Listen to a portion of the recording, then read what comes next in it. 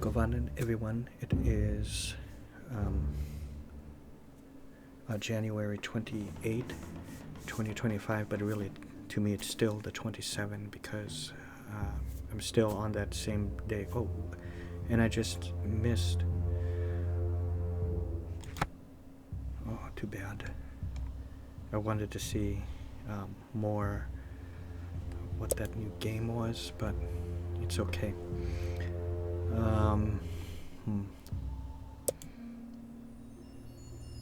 Stargazing.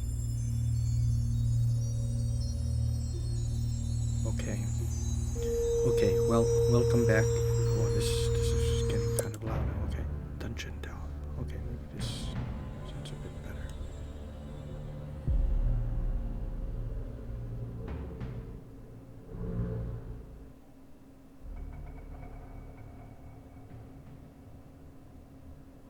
Yeah, that's pretty good. Okay, good. Okay, that's what I do. Okay,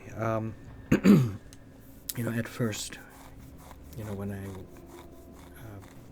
got ready to Let's Play, I thought I was going to play either an Elder Scrolls game, either, continue with Skyrim with Ariadne, or, record another Morrowind. But I started feeling kind of weak and tired, and it would be harder for me to try to fully immerse myself into that world, the world of Tamriel. So I thought this one is a bit more my speed. I don't have to it's a lot of reading, but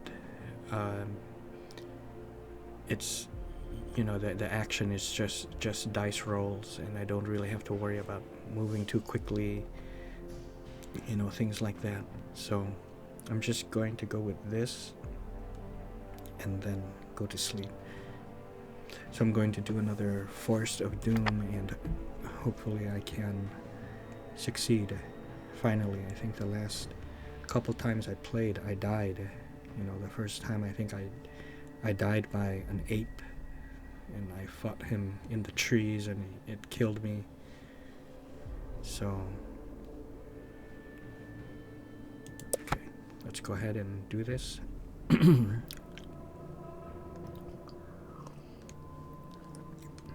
I'll not read all of this, but and The Forest of Doom is a fighting fantasy game book, an interactive hero in which you are the hero, or interactive adventure in which you are the hero. You can only win by choosing the correct path, finding equipment, avoiding traps, and surviving combat. You need to be as wise as an owl and as cunning as a weasel to triumph over the challenges ahead of you. Right? Do I just click that? Okay. Adventure or free read. Like an old school cheater.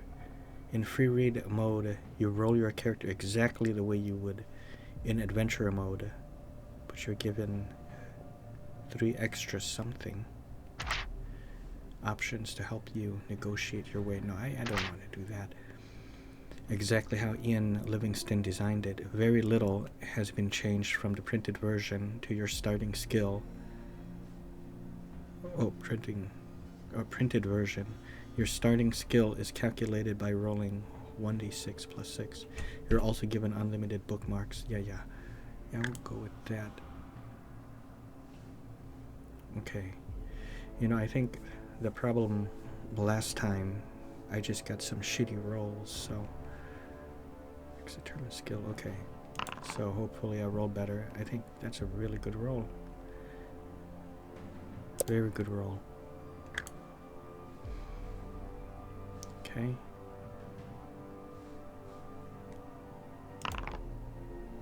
Five. Okay.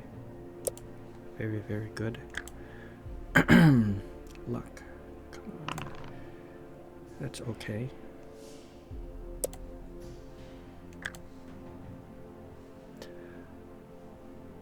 You can take 1 bottle of magical potion, which will aid you on your quest. Each potion contains enough for 1 measure, so use it wisely. So I pick one of these. We add +1 to your initial luck before fully restoring your luck points. Skill, strength.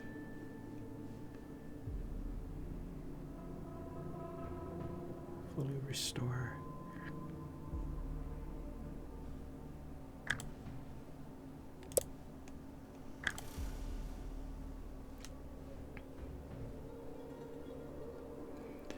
You begin your adventure with a sword, leather armor, and backpack containing provisions, food, and drink to sustain you during the journey ahead. Rationing your provisions is key to a successful adventure. They may be consumed at any time, excluding combat, by accessing the adventure sheet. Each meal restores 4 stamina. Be sure to pay close attention to your stamina and restore it regularly. Right, basically stamina is my hit points. Once you have readied your equipment, you may begin. May the luck of the gods go with you on your adventure. Okay. You are an adventurer, a sword for hire. You have been roaming the northern borderlands of your kingdom.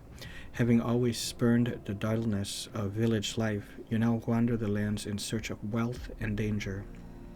You know, the other game I was, as I'm reading this, is the AI Dungeon Morrowind, and I was thinking of going back to that one as well. Especially if it's fresh off of playing Morrowind Rebirth, because that way you can get a feel of how different and how similar they feel. Despite the long walks and rough outdoor life, you are content with your unknown destiny. The world holds no fears for you, as you are a skillful warrior, well practiced in the art of slaying evil people and beasts with your trusty sword. Not once during the last 10 days since entering the northern borderlands have you set eyes upon another person. This does not worry you at all, as you are happy with your own company and enjoy the slow sunny days hunting, eating, sleeping. It is evening, and having feasted on a dinner of rabbit spit roasted on an open fire, you settle down to sleep beneath your sheepskin blanket. There's a full moon, and the light sparkles on the blade of your broadsword skewered into the ground by your side. You gaze at it, wondering when you will next have to wipe the blood of some vile creature from its sharp edge. These are strange lands, inhabited by weird and loathsome beasts, goblins, trolls, and even dragons. And I think, is this... Okay, the map, adventure sheet. Yeah, this is great. Yeah, here we are. I was trying to... Took me, I think, the last episode, which was many months ago, I think maybe September, I forgot that I was able to do this, and I was trying to figure out how to, drink my potion, but I could pull this up, so I do like that. Okay, let's get back to this. Oh, how do I... There. As the flame of your campfire gently dies, you begin to drift asleep, and images of screaming, green-faced trolls flicker through your mind. Suddenly, in the bushes to your left, you hear the loud crack of a twig breaking under clumsy foot. You leap up and grab your sword from the ground. You stand motionless but alert, ready to pounce on your unseen adversary. Then you hear a groan, followed by the dull thud of a body falling to the ground. Is it a trap? Slowly you walk over to the bush where the noise is coming from and carefully pull back the branches. You look down to see a little old man with a great bushy beard, his face contorted with pain. This still recording okay? I think it looks okay. You crouch down to remove the iron helmet covering his balding head and notice 2 crossbow bolts protruding from the stomach of his plump, chainmail-clad torso. Picking him up, you carry him over to the fire and stir the dying embers into life. After covering him with the sheepskin blanket, you manage to get the old man to drink a little water. He coughs and moans. He sits up rigid, eyes staring fixedly ahead, and starts to shout. I'll get them, don't you fear. Gillibrand Bigleg is coming to bring you the hammer. Oh yes, indeed I am. Oh yes. The dwarf, whose name you presume to be Bigleg, is obviously delirious from the poison-tipped bolts lodged in his stomach. You watch as he slumps down again in the ground, then whisper his name in his ear. His eyes stare unblinkingly at you as he again starts to shout. Ambush, look out. Ambush. Ah, the hammer. Take the hammer to Gillibrand. Save the dwarves. His eyes half close, and the pain seems to ease a little, and his delirium subsides. He speaks to you again in a low whisper. Help us, friend. Take the hammer to Gillibrand. Only the hammer will unite our people against the trolls. We were on our way to Darkwood in search of the hammer, ambushed by the little people. Others killed. The map in my pouch will take you to the home of Yastromo, the master mage of these parts. He has great magics for sale to protect you against the creatures of Darkwood. Take my gold. I beg you to find the hammer and take it to Gillibrand, my lord of Stonebridge. You will be rewarded. Bigleg opens his mouth to start another sentence, but nothing comes out except his last dying breath. You sit down and ponder Bigleg's words. Who is Gillibrand? Who is Yastromo? What is all the fuss about the dwarvish hammer? You reach over to the still body of Bigleg and remove the pouch from the leather belt and around his waist. Inside you find 30 pieces and a map. And this is the map. Different from this map. What is this? Oh, this is great. Okay.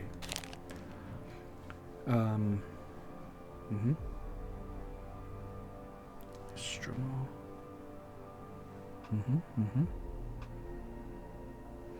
Jiggling the coins in your hand, you think of the possible rewards which may await you just for returning a hammer to a village of dwarves.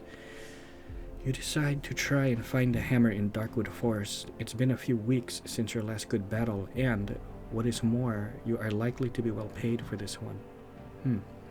With your mind made up, you settle down to sleep, having taken back the sheepskin blanket from poor Bigleg. In the morning, you bury the old dwarf and gather up your possessions. You examine the map, look up to the sun, and find your bearings. Whistling merrily, you head off south at a good pace, eager to meet this Yastromo and see what he has to offer. And there it is, his tower. Your walk to Yastromo takes a little over half a day, and you arrive at his stone tower dirty and hungry. As the tower is set back on the edges of Darkwood, some 50 meters from the path you have been following, it is difficult to find. Finally, you walk up to the huge oak door, somewhat relieved to find that it does exist, and that Bigleg had not been speaking wildly in his delirium. A large brass bell and gong hang from the stone archway. As you ring the bell, and shiver runs down your spine, and you realize that the loud bong invades a deep silence which you had not noticed before. There are no sounds of birds or animals to be heard. You wait anxiously at the door and hear slow footsteps descending the stairs from the tower above. A small wooden slat in the door slides open, and two eyes appear and examine you. Well, who are you? Demands a grumpy voice through the hole. You answer that you are an adventurer in search of the master mage Yastromo, intending to purchase magical items from him to combat the creatures of Darkwood Forest. Oh, well, in that case, if you are interested in buying some of my merchandise, you had better come up. I am Yastromo. He turns and slowly climbs the stone stairs. Will you follow? Yeah, I will follow him. Attack him. You follow the huffing and puffing old man in his tattered robes up the spiral staircase to a large room at the top of the tower. Shelves, cupboards, and cabinets line the walls, all filled with bottles, jars, and weapons, armor, and all manner of strange artifacts. Yastromo shuffles past the general clutter and slumps down in an old oak chair. He reaches into his top pocket, pulls out a fragile pair of gold-rimmed spectacles. Placing these on his nose, he picks up a piece of slate and chalk from a table next to his chair and begins to write frantically. He then hands you the slate. Okay, so these are the things all for sale, and see, before I thought this was all he had to offer, and I was picking things, and when I purchasing things, and then I realized I could go to the second page. Okay, so I have 30 gold. I will one of those, a ring of light. Do I want holy water? Boots of leaping.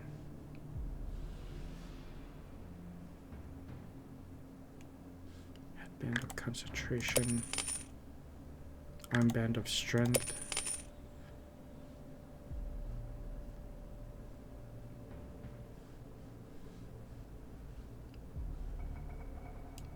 Are they?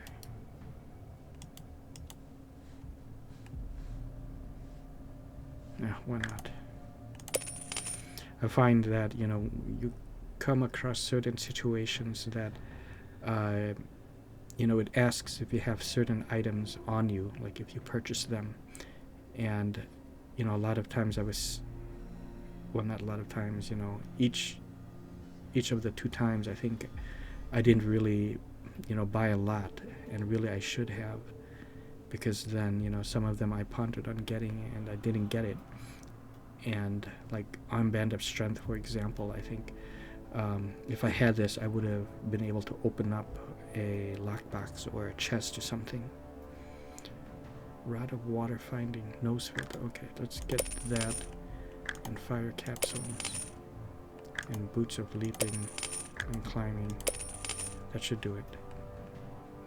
He tells you that all the instructions for use are written clearly on the labels attached to the items, together with your suggested use. He sighs and tells you that, unfortunately, the magic in the items only work once, but they are the best you can buy for the money. Nostromo then asks you for the reason for the purchase of the items, and you tell him your story and your decision to continue the quest of the luckless Big Leg. Ah, yes, Nostromo says slowly, rubbing his chin. I heard that the good dwarves of Stonebridge had lost their fabled warhammer. Without it, their king is unable to arouse his people. Despite the fact that the hill trolls threaten his village, rumor has it that an envious king of another village of dwarves sent an eagle to Stonebridge to steal the hammer, which it managed to do. But as it flew over Darkwood, it was attacked by deathhawks, and the hammer dropped into the forest and was lost. Apparently, two forest goblins found the hammer, but could not decide who was to keep it. They wrestled for hours, but gave up. Then they discovered that the handle unscrewed from the head, and the argument was settled. One kept the head and the other the handle. Then they parted, each happy with their new treasure. Who knows if they still have them? So, wait, hold on.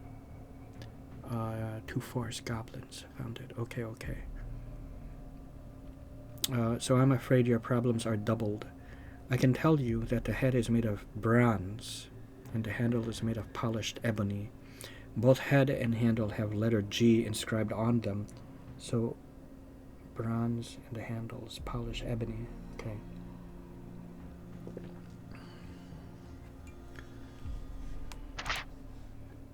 Your task is not easy. Good luck. You thank Nostromo and leave the room. Okay.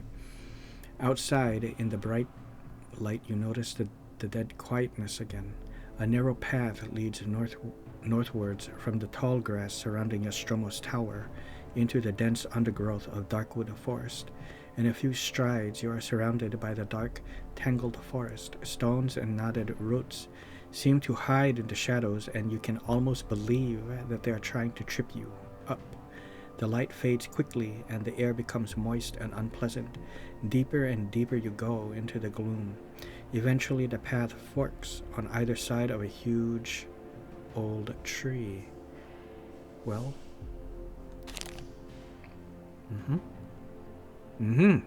See, I really like this. Talking crow. Large hole. Junction.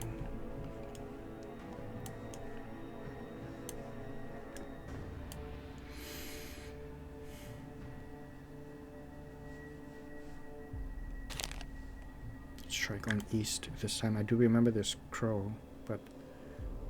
Oh. What?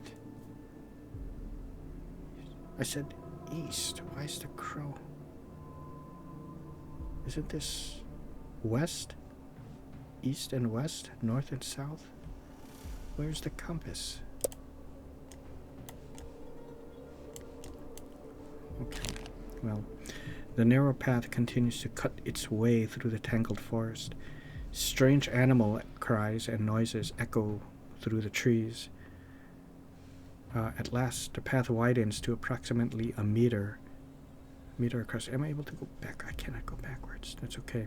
Soon you arrive at a moss-covered wooden signpost, on top of which sits a large crow. The arms of the signpost read north and east. Just as you are deciding which way to continue, you hear the words, "Good afternoon." You look up in the direction of the voice and see the crow looking down at you inquisitively. I will not do the crow voice too much now. It's gonna hurt my voice. But good afternoon. This is me. Good afternoon. You reply slowly, feeling a little foolish. The crow speaks again, asking which way you are headed. You reply that you are looking for two goblins. Small Sunari creatures with brown, scaly skin. 1 gold piece will buy my advice, states the crow confidently. Will you pay the crow for its advice? Ignore the crow and turn north.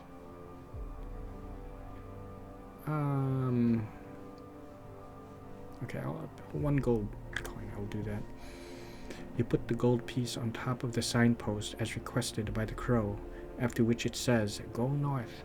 You ask the crow why it needs gold pieces, and it replies that it needs 30 gold pieces to pay Yastromo to turn it back into human again. You bid the crow farewell.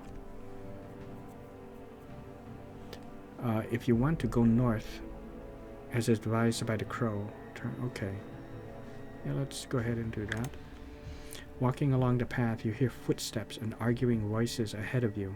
If you wish to meet their owners, turn to page. If you would rather hide in the bushes to let them walk by, yeah, let's go ahead and do that. As you crouch behind the bushes off the path, the voices get louder. 2 pairs of spindly legs in tattered cloth shuffle past you quickly, kicking up dirt and dust. The voices soon fade away into the distance. You step out onto the path again and press on northwards. To the left of the path, you notice a large hole in the ground with a diameter of some 3 meters. Walking over to the edge of the hole, you see it sloping off into the depths of the earth. Walk down the hole. Let's go ahead and walk down the hole. As you descend into the hole, you notice large amounts of slime secreted by some huge creature. If you wish to climb back out the hole and continue, okay, if you wish to carry, I will continue down, may as well. Oh, the slope is steep and you slip on the slime, stumbling head over heels down the hole to the bottom into a large earthen cavern. You jump to your feet and are alarmed to see the shiny tip of a poison barb on the tail end of a huge stingworm.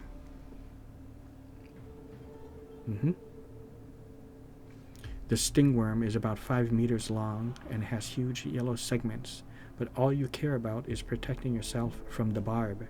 There is no time to scramble out of the hole. You draw your sword. And here we go. Okay, combat. You must fight. Yeah. Oh.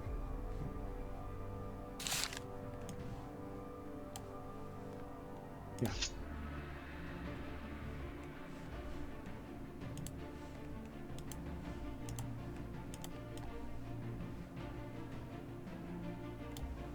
Okay.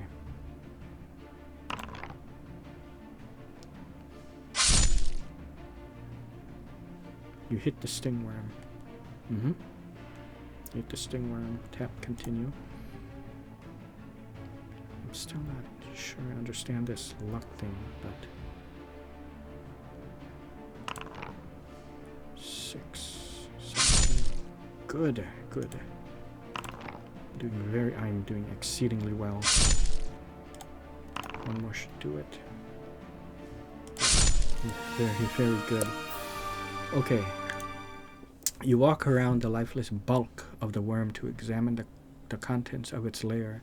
There are several skeletons, perhaps those belonging to other unfortunate adventurers. By the side of one of them, you find a leather backpack. Inside the backpack, you find 4 gold pieces and a small corked bottle containing a colorless liquid. I'm not going to drink it. If you rather leave, if you wish to drink. Scramble back up the path. Yeah, let's go ahead and do that. Just take the gold. Why can't I take the potion? Have it studied. At last the trees begin to thin out and shafts of sunlight beam down through the gaps on either side of the path. As the path widens, you see a large cavern entrance set a few yards back on the right. The reason why I'm not taking risks, I think the last couple times I did take risks, and they were very bad move on my part. It makes it seem like, well, maybe I'll be lucky this time, or maybe it's going to be something good. But every time I do it, it kills me or does something negative to me. So if you want to examine the cave, turn to okay. If you want to continue northwards up the path. Okay, let's examine this cave. Slowly you peer into the cave and see the huge shape of an ogre walking slowly over to a wicker cage with a bowl of water in his great hand. I do kind of remember parts of these, you know. That's why this is kind of nice to just do them every once in a while. You do it too much, you know, you're just reading the same things over again, you know. He is dressed in animal furs and carries a stone club in his belt. There appears to be a small creature jumping around inside the cage. Yeah, it was like a troll or something bad when I released it, and I think it killed me or something.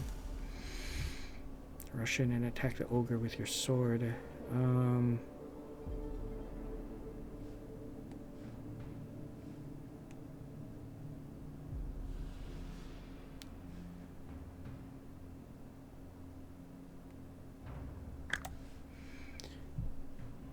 I do have that. You reach into your backpack and pull out the purple silk glove. It fits snugly on your hand. You then bend down and pick up a good-sized rock and take aim.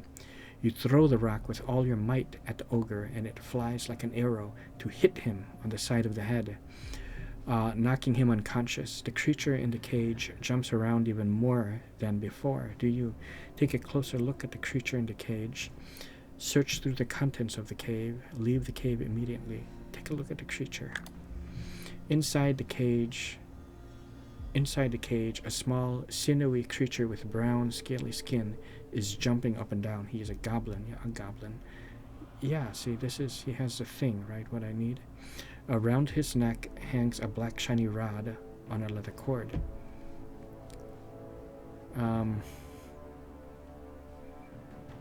Yeah, I'm going to have to fight this goblin.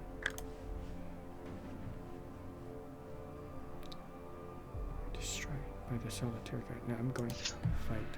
Okay. Well, this is going to be very simple.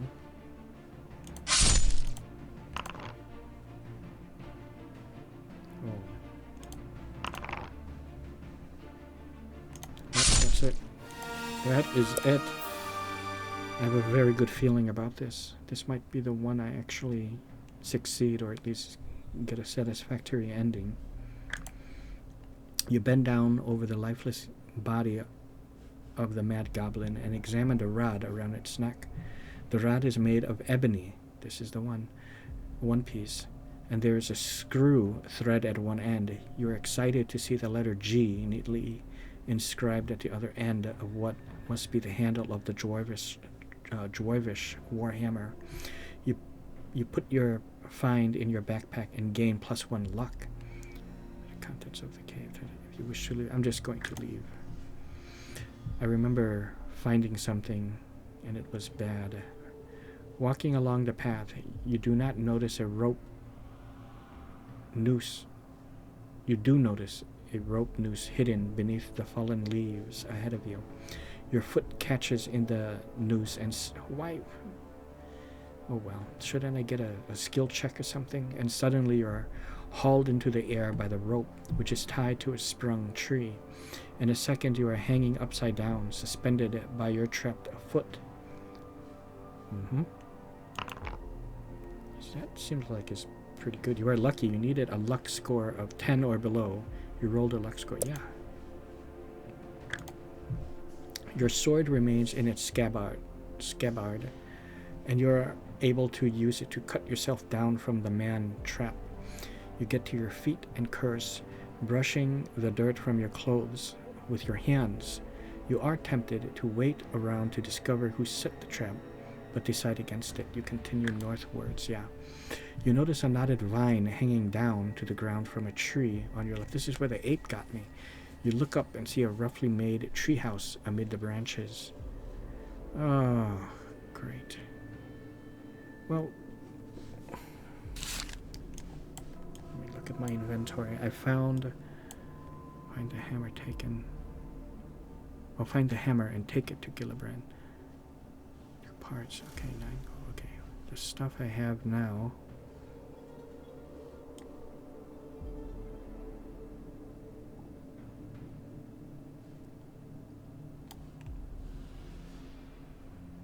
It doesn't tell me that I...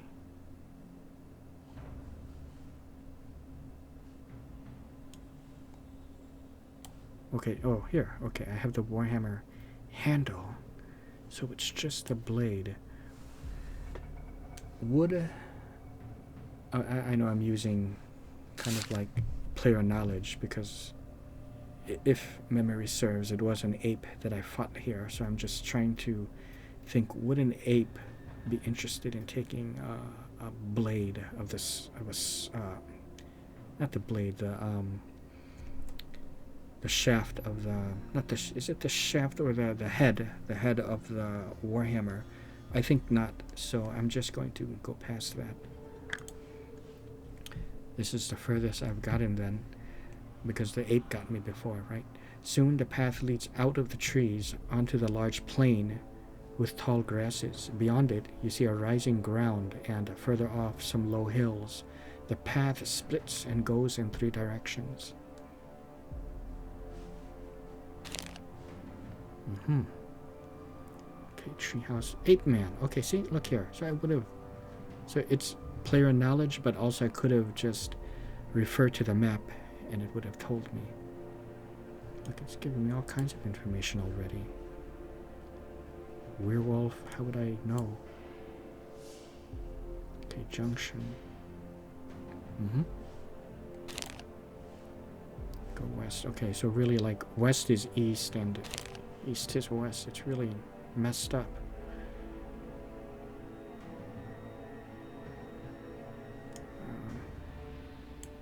No, so now I'm turned around again.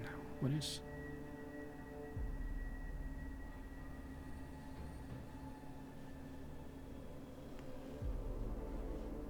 be west.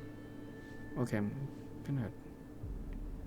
okay, I'll go east. I'm still thinking that it's gonna do that reverse thing on me, so... The path ends at a junction, and the way south leads back to the forest, so you decide to head back north. Okay. As you walk along, so I think I see. So it went... When I went here, it was just going to... you know, lead me back.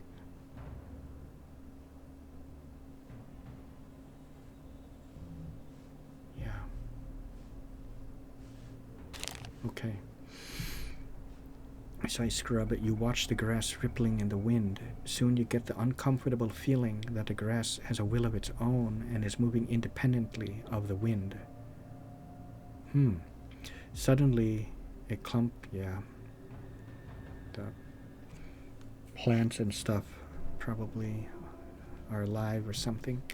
Suddenly, a clump of grass stretches out across the path and wraps itself around your leg.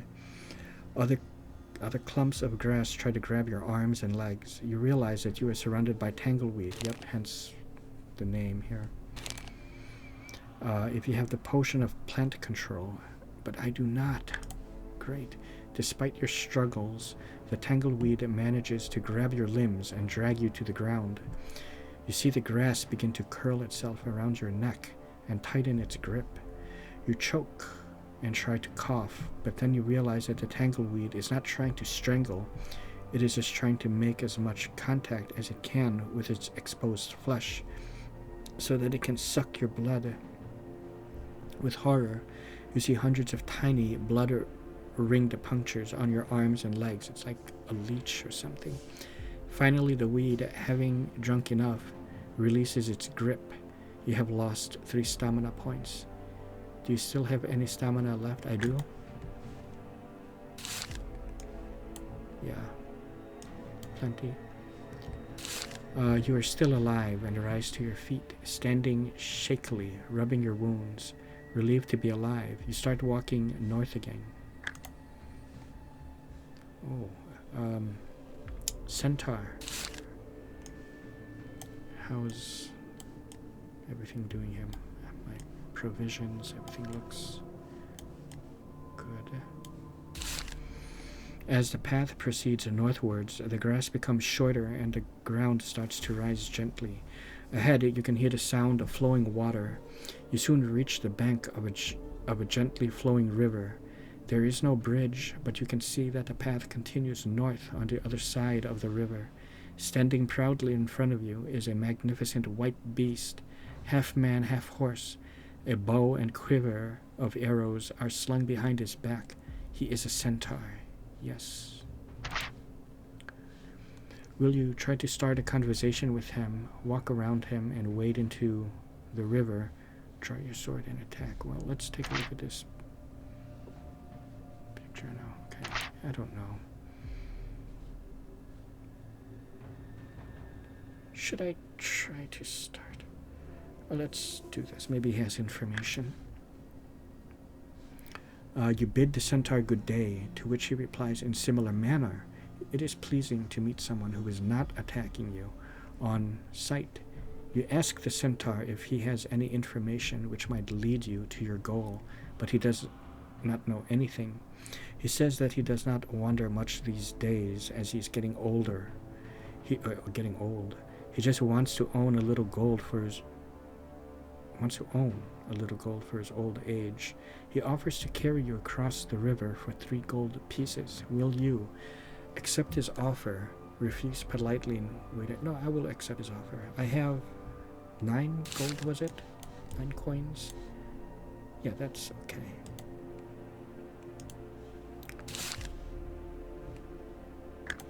So now I'll have 6.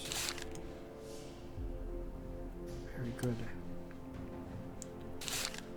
You climb on the centaur's back and he turns and walks into the river.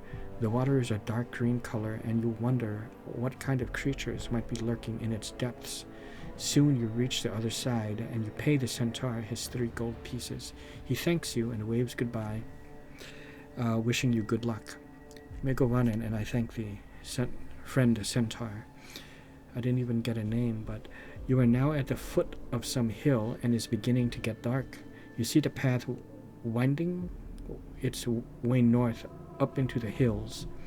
You decide to camp under a great old oak tree to the right of the path and settle down to sleep with your sword by your side. Oh, well, I wonder, is this going to restore my hit points? Let's find out. You have been asleep for about an hour, and when a terrifying howl wakes you up with a start.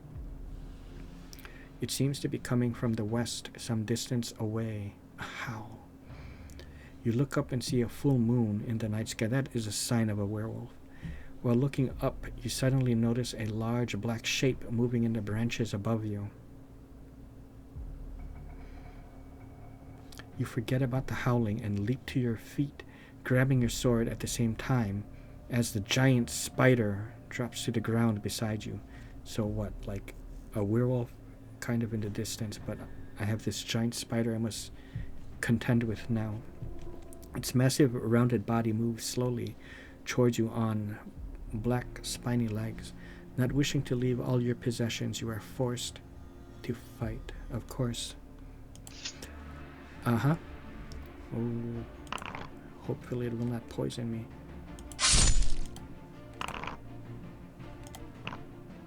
Why the fuck? Why did it spin, like, roll again? Like, okay, I'm doing good. I'm doing exceedingly well. Why did that happen? Did it re-roll? I couldn't tell. Or when I click it again or something prematurely, is it like I'm hitting the table and it, to get a different result in the roll, or what? Having defeated this giant spider, you step around its bulbous mass and settle down again to a nervous sleep. With the spider like nearby, the corpse of it, you awake early in the morning and set off north along the path. The ground is quite steep now as the path winds its way up the hills. Well, did I heal up? It doesn't show that I healed up, but that's okay. By the time you reach the top, the sun is quite hot. All around in the distance, you see the tight green circle of darkwood forest. Mist still hangs in the tall grasses behind you, but ahead you see a valley floor bathed in sunlight. All is quiet. As you start down the far side of the hill, you see a junction in your path. Down the hill, or the new path. So I'm like around here. Oak tree, giant spider. Okay, this is not a very accurate map, but like it's just kind of, it's like somewhat vague, I guess, because it doesn't show every split, right?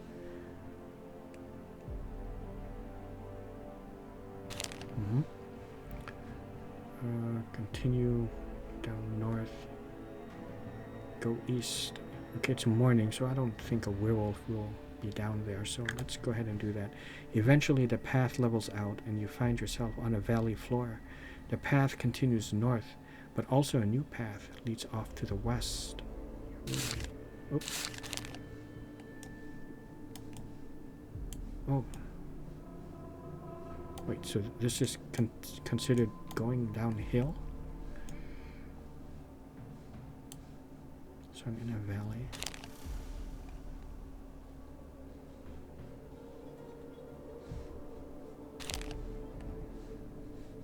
Let's just continue.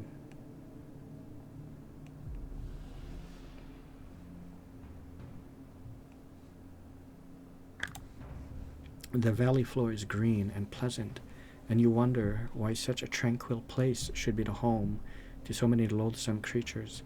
Walking along the path, you see in the distance the portly shape of a balding man, dressed in long brown robes, heading in your direction.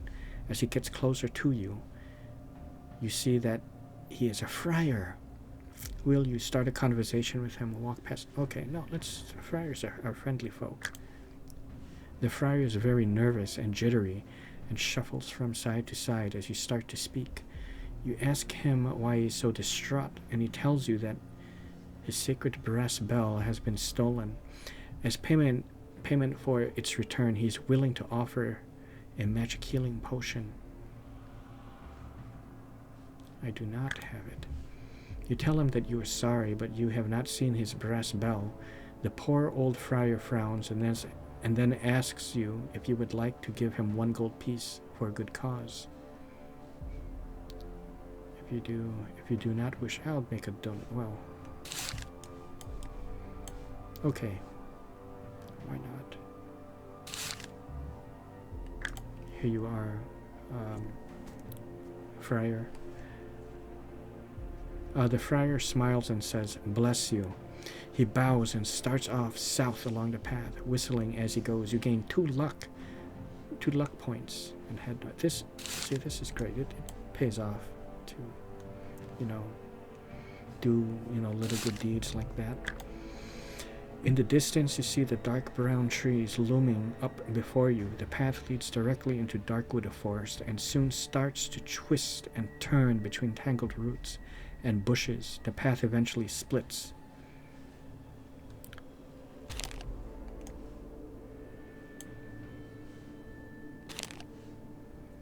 Wish to continue north, wish to head west. Okay, let's change direction this time. Go west. You walk west. Your walk west is arduous, right? Arduous but uneventful. You pass two branches off the path leading south, which you ignore. Eventually, you arrive at a junction. Again, ignoring the way south, you head north. Amidst the trees to the left of the path, you see a small stone building covered with ivy and moss. If you wish to examine the building, let's examine it.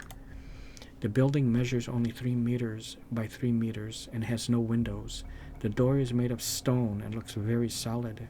There is no handle, and there does not appear to be another way to enter the building. Then you notice a tiny keyhole in the stone door. Do you possess the silver key? I do not. You may try to charge the door, or you may return to the path and head north. Let's just do that. The path presses on northwards through the dense trees. Then it makes a sudden turn to the right and heads north. The path is so overgrown in places that you have to use your sword to cut through it. Your walk east is long and tiring. At last you reach a junction in the path. Looking at Big Leg's map, you decide to head north again in the direction of Stormbridge and ignore the narrow path, continuing east. The path opens out into a small clearing. To your right, you see a pile of branches, grass and pieces of rag, the lair of some large creatures. Amongst the debris and old bones scattered about, you catch sight of something glittering. This could be the head. I want to look more closely. Yeah, let's do that. I want to do that. It's a freaking dragon. God. You walk over to investigate the lair, but are suddenly aware of a dark shadow being cast all about you.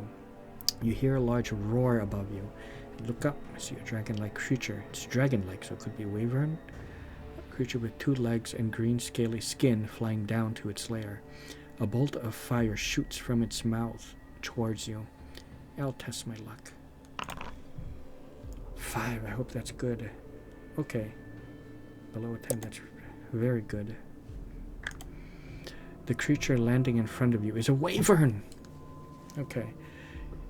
It looks at you and opens its huge mouth to let out another burning roar. It is about 10 meters long and is thick. Scales look hard to penetrate your sword.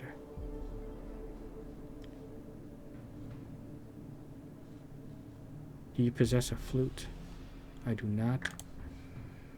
The wyvern's long tail swishes from side to side, and smoke curls up the nostrils. You draw your sword, prepare for combat. Here we go. I have no choice. Okay, well.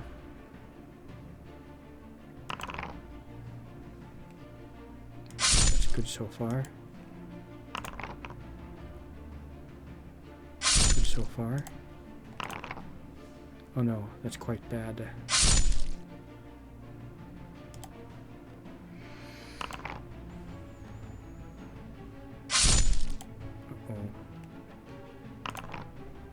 Okay, that could be good. And it is.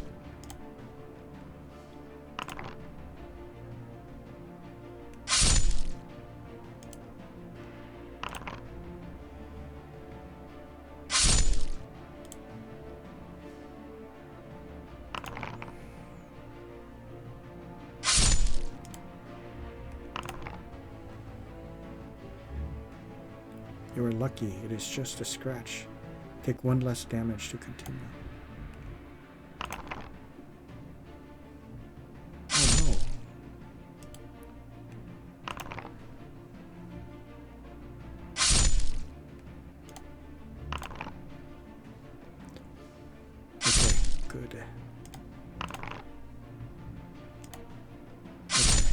Very, very good. Wow, that was... I think I need to take a rest or gulp a potion or something after this. Right? Yeah, look at that. Some provisions. You walk around the motionless wyvern and start to rummage through its lair and surrounding debris. You find a gauntlet made of plate iron, a throwing knife, 10 gold pieces. Look at that, see? And a gold ring. You put the knife and the gold pieces in your backpack. Try on the gauntlet, try on the gold ring. Leave these items and head north. Okay, let's try these gauntlets. You slip the gauntlet on to your hand and take hold of your sword. Slicing the air with it, you feel more than usually skilled with your weapon. You now possess a gauntlet of weapon skill, which adds 1 point to all future dice rolls when computing your own attack strength and during combat, so long as you wear the gauntlet. Try it on. Okay, let's ignore that ring. I don't want to get too greedy. Walking along the narrow path, you suddenly hear the sharp crack of a twig breaking and whispering of low voices. These people do not look friendly. You draw your sword and wait anxiously with your back to a large oak tree. Then, from behind the trees opposite you, step 4 men and a woman, dressed in green tunics. Each looks menacing, and they stand with swords and axes in their hands. The young woman steps forward and tells you that you are trespassing on their territory, and you must pay a levy of 5 objects from your backpack or face the consequences. Oh, well, first, I would like to consume a provision, yeah, and consume another one. Okay, 1 more, I think. Okay, I think I'm good there.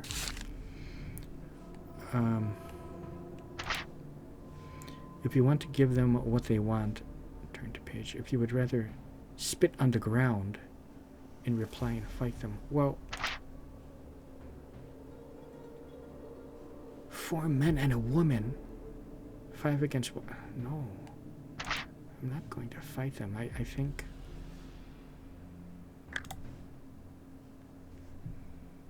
you may treat all the items in your backpack as single objects. Okay, including each gold piece. Yeah. Give them a gold piece. Okay, well, they want 5 items. I have now 16. This is great. So, you know, it will bring me down to 11 gold coins, and I'm okay with that. 2, 3, 4, 5. Is that good enough? Said 5 items, right? When you have given 5 objects, and I have, the bandit woman takes the items from you and steps back to let you pass. So it's 5 gold coins. You head north again. It's like a toll, right? Like Breitag's toll, right, in Red Sonja, except he was looking for more than just gold. He was looking for tribute. In his words, the tender kind that all women must pay Breitag. You head north again and soon notice the trees beginning to thin out on either side of the path. Eventually, the path leads out of the trees into a plowed field. You are out of Darkwood Forest. Very good. I think, you know, I'm going to end this adventure. And, I'm going to save it. So, how can I do that? Oh, bookmark. Okay. Place a bookmark. Your position has been saved. To reload this position, just tap the bookmark button from the menu at the bottom of the screen. Falagar. Okay, very good. Okay, my friends, that is it. I hope you guys enjoyed, and see you.